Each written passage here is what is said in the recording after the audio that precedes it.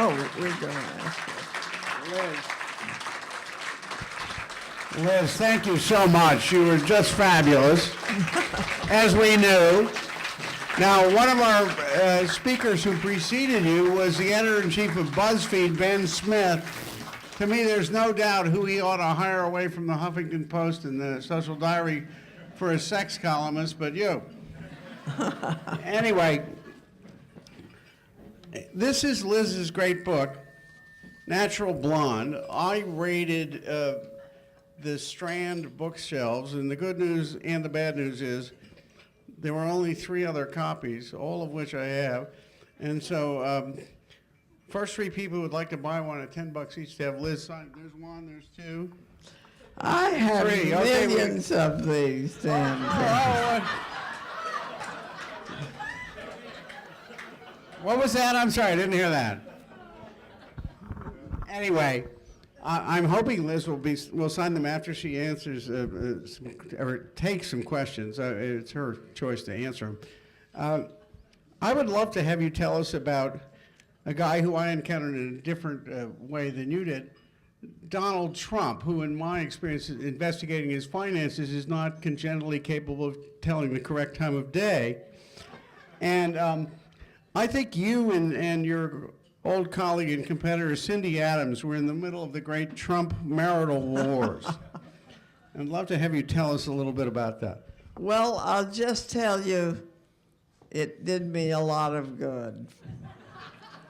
I became aware of the Trumps because I work for a lot of wonderful charities, and they are always looking for new suckers.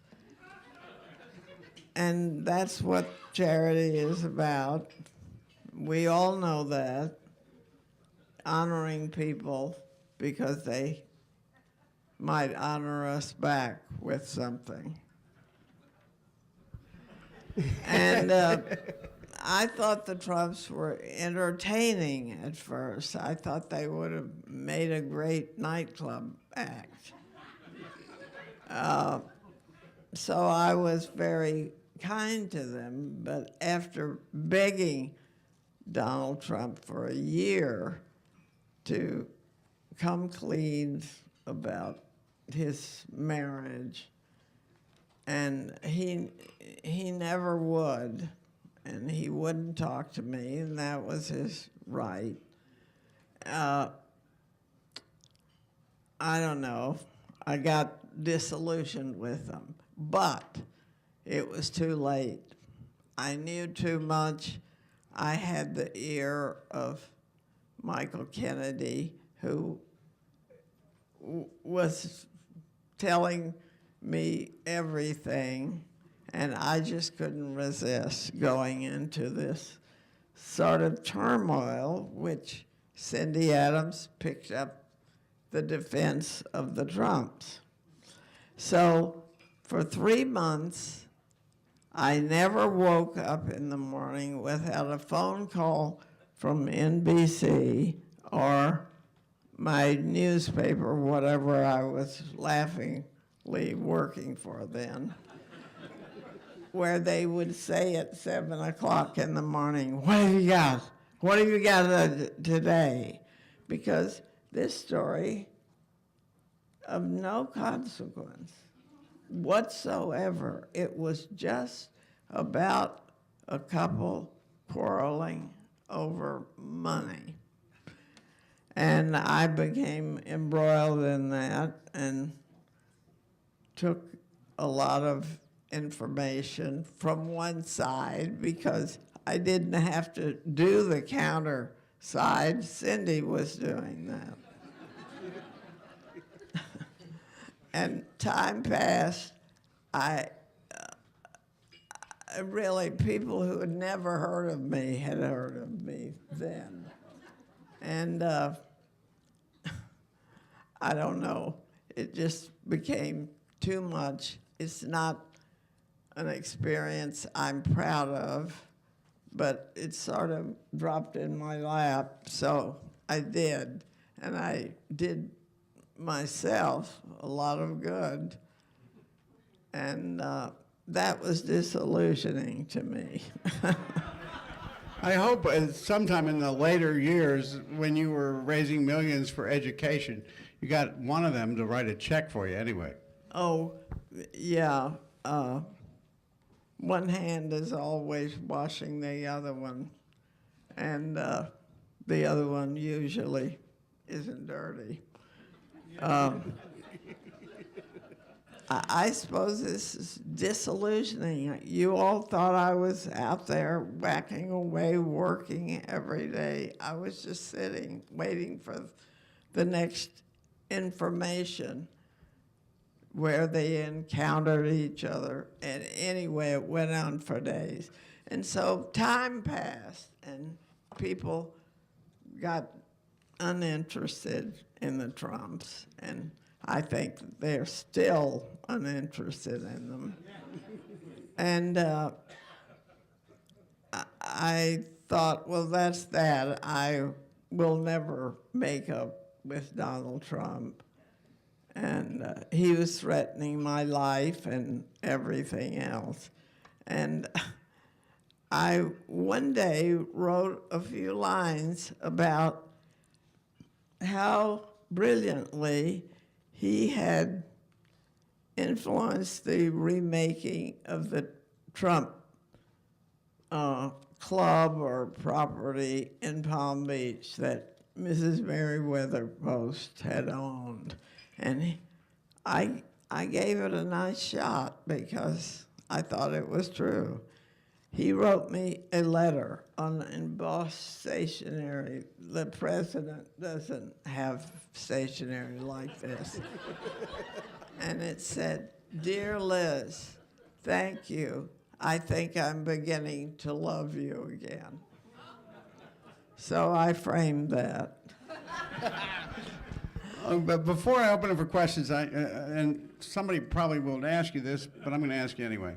As a longtime NBC contributor, if we put on your CEO of NBC hat right now, what would you do with Brian Williams? I would, for the flashpoint minute that it happened and made big news, which would be news about nothing, I would try to get him to come back and take the Jon Stewart job. Because he's very funny, and he's smart, and he's a nice guy, and he just mistakenly made himself the hero of his own story. And I know that is a tendency we all have. And when I wrote my memoir, I said, I have made myself the hero of this book, so take it or leave it. It doesn't seem like such a big deal. I think ethics in television reporting is an oxymoron. Okay, do we have any broadcasters in the audience who would like to ask a question? Who would like to ask Liz a question? Well, I'll bring you the mic.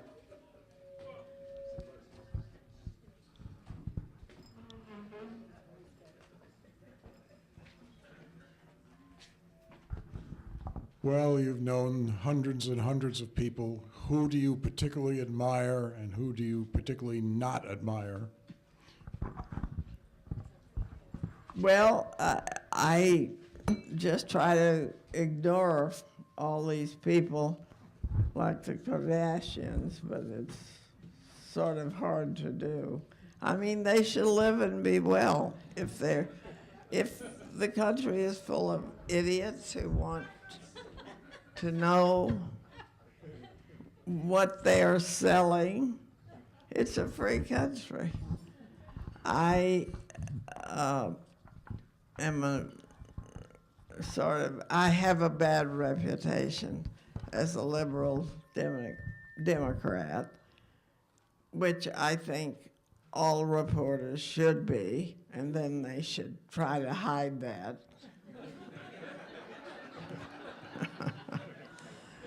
I admire the room full of these people. I have said that before, but you know, when you get on these oxycodines, you're apt to repeat. I think anybody who's working hard and telling the truth and trying to be upstanding and ethical is great.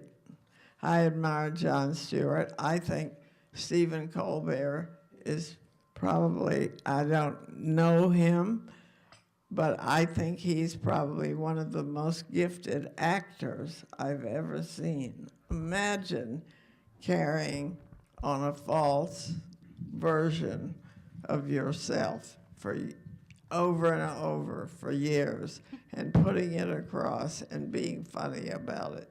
That's pretty great. And I do admire the people who are running the charities I've worked for, the people who are trying to save a scrap or two of New York, the conservation people. We can't just tear everything down. We'll end up like Los Angeles, where you can't walk on the street. There's just a blank wall where you're walking.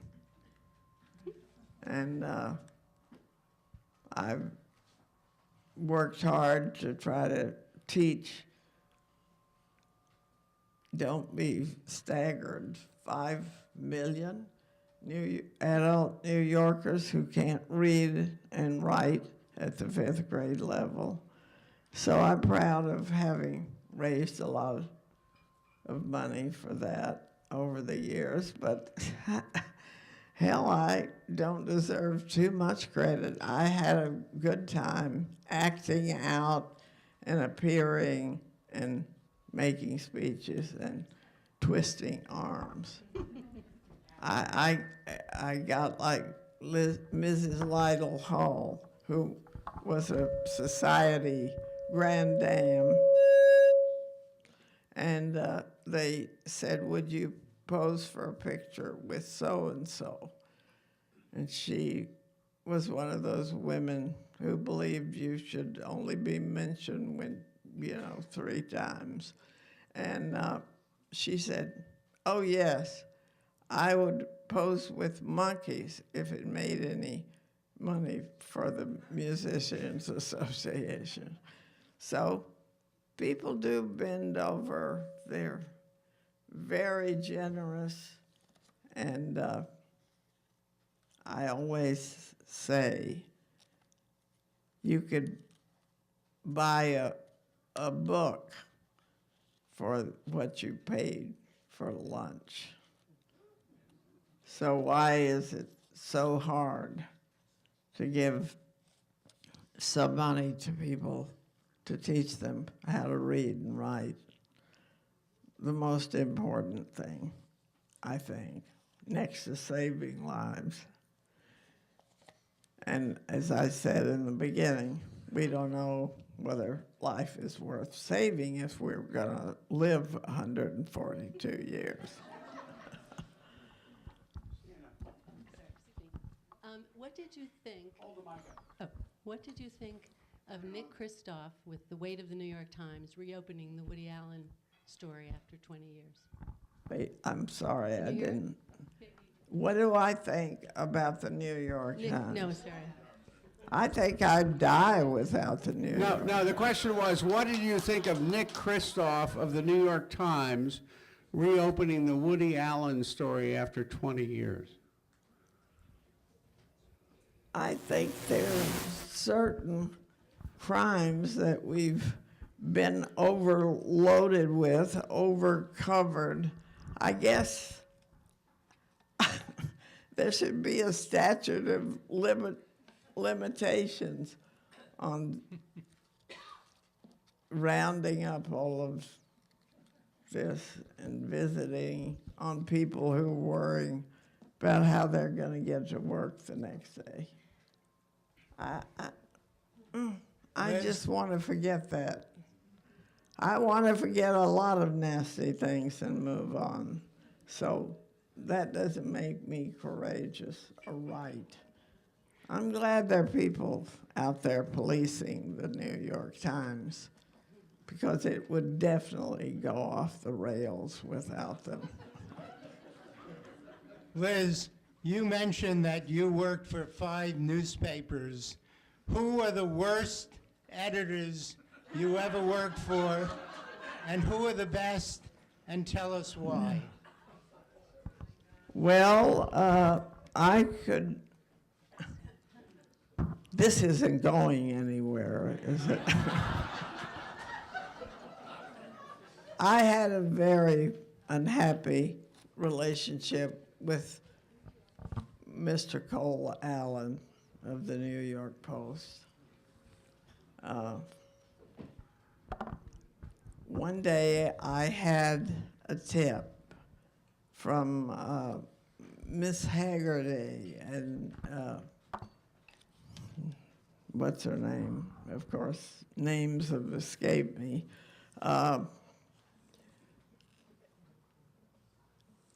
She asked me not to print that she was going to have a baby, and she would tell me when it was a better time. So the time came, and I printed this perfectly innocent item. And the photo editor, whose name I have peaceably forgotten, called me up and said, "You can't run this item about Miss Hargitay having a baby because this tip belongs to me.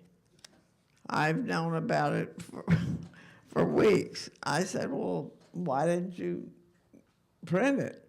"Well," I said, "I wouldn't." And I believe I lost my job over that, over the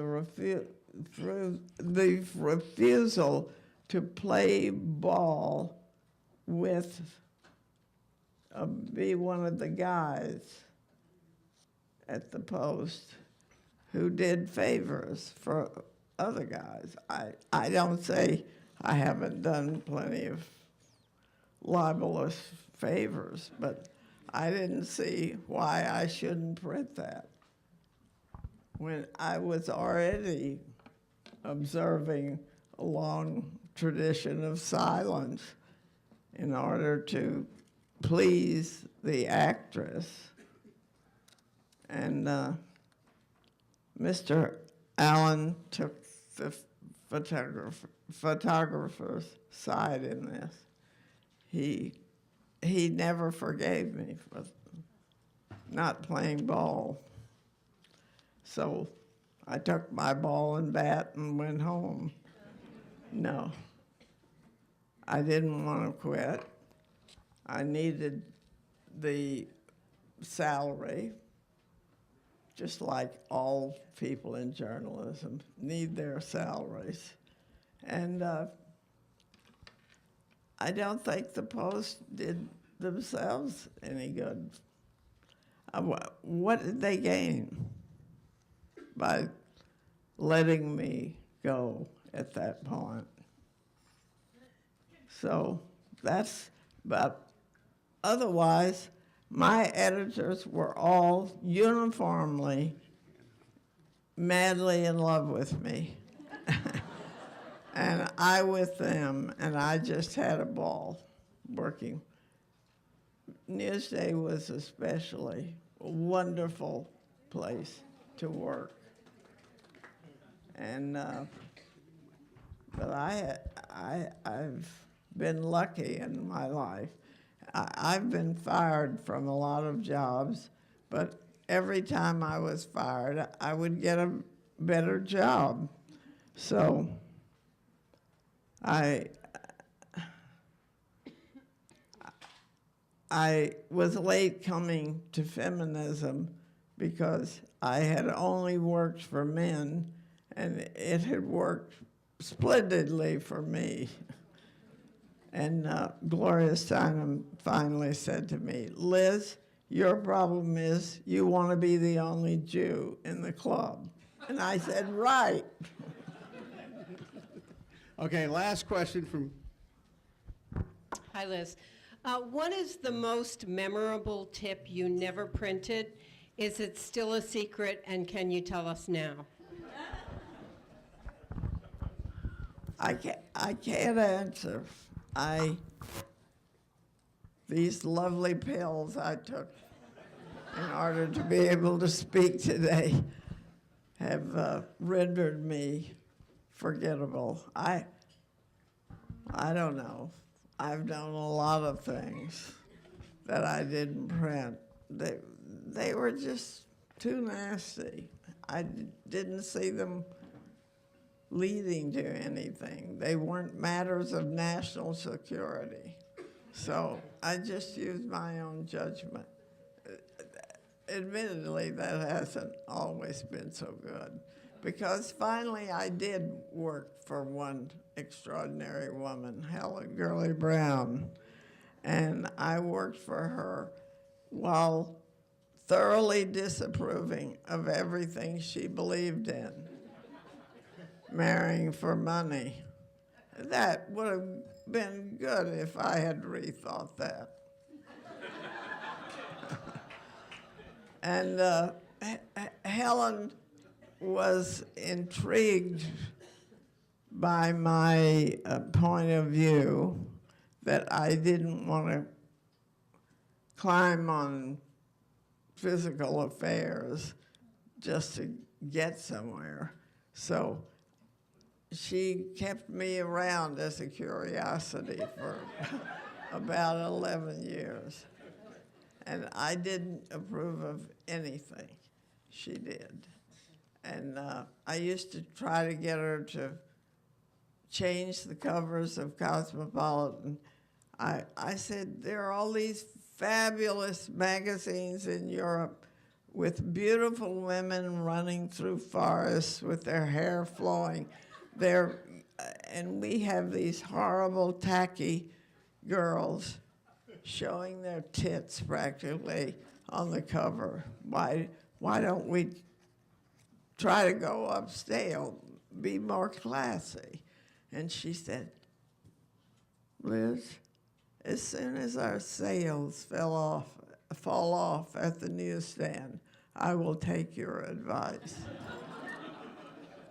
She was always right, practically, you know. So I've had a lot of adventures, and I can't complain. Thank you.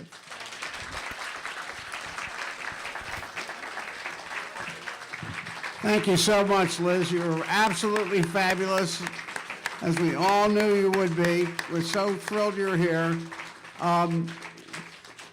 Well, I'd like to come back sometime when I'm normal. Well, we'd love to have you come back, and in fact, How do you get to be? well, you get to be. There's one way. There are two ways in. You can pay the money, or you can be a real journalist who speaks to the Silurians, and then you become a member. Here is your membership card for the Silurians. Oh, great. We'd love to have you back anytime you want to come. Well, could I pay a little bit of money so I don't feel so bad? Now, I have a couple of announcements. One, Mort Scheinman thought I might forget, but I have not. Those of you who have not paid your dues, we have plenty of opportunities to do that. Our first Vice President, Betsy Ashton, is waving your renewable name tag at me and asking you to put them in the silver bowl at the back. And finally, our next speaker on Wednesday, we're changing up the days, will be the public editor of the New York Times, Margaret Sullivan. And then, for a change, we actually have two speakers scheduled. On Tuesday, April 21st, it will be Neil Shapiro, the president of WNET, former president of NBC News. Thank you all for coming, and thank you, Liz. Thank you. Thank you. You were great. You were really great.